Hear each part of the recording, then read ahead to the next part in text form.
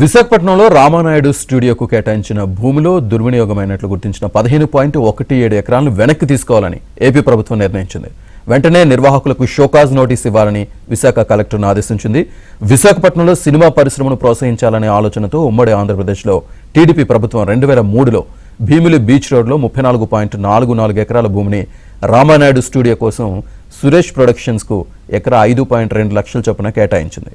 అందులో కొంత భూమిలో స్టూడియో నిర్మించారు. మిగిలిన భూమి ఖాళీగా ఉంచేశారు.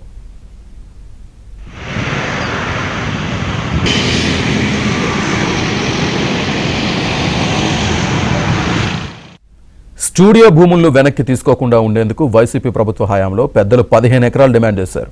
భూ వినియోగ మార్పిడికి విఎంఆర్డీఏకు దరఖాస్తు చేయించారు. స్టూడియో కోసం ఇచ్చిన భూముల్లో లేఅవుట్ వేస్తున్నామని, దానికి అనుమతులు ఇవ్వాలని జీవీఎంసీకి 2023లో సురేష్ ప్రొడక్షన్స్తోనే దరఖాస్తు చేయించారు. స్టూడియో భూముల్లో వైసీపీ పెద్దలు అడ్డగోలుగా కొట్టేస్తున్నారని గుర్తించిన జనసేన నాయకుడు పీతల మూర్తి యాదవ్ స్థానికంగా ఫిర్యాదు చేశారు. విశాఖ తూర్పు ఎమ్మెల్యే వెలగపూడి రామకృష్ణబాబు ఇదే అంశంపై సుప్రీంకోర్టులో కేసు వేశారు. అది కోస్తా నియంత్రణ మండలి పరిధిలో ఉందని, ఢిల్లీ స్థాయిలో అనుమతులు అవసరం కాగా జిల్లా అధికారులు రాజకీయ ఒత్తిళ్లకు లొంగి లేఅవుట్కు అనుమతులు ఇచ్చారని చెప్పారు.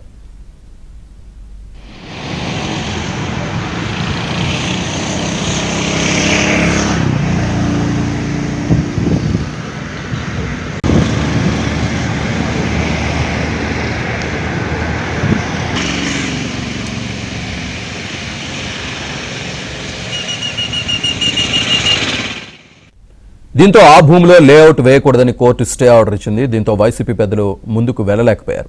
కూటమి ప్రభుత్వం రావడంతో విశాఖ తూర్పు ఎమ్మెల్యేగా మళ్లీ గెలిచిన రామకృష్ణబాబు ఈ భూములు వెనక్కి తీసుకోవాలని ప్రభుత్వాన్ని కోరారు. దీనిపై కలెక్టర్ను ప్రభుత్వం నివేదిక కోరింది. నిబంధనలకు విరుద్ధంగా సురేష్ ప్రొడక్షన్ సంస్థ 15.17 ఎకరాల్లో లేఅవుట్ వేసిన మాట నిజమేనని కలెక్టర్ నివేదించారు. దీంతో ప్రభుత్వం ఆ భూమిని వెనక్కి తీసుకోవాలని కలెక్టర్ను ఆదేశించింది.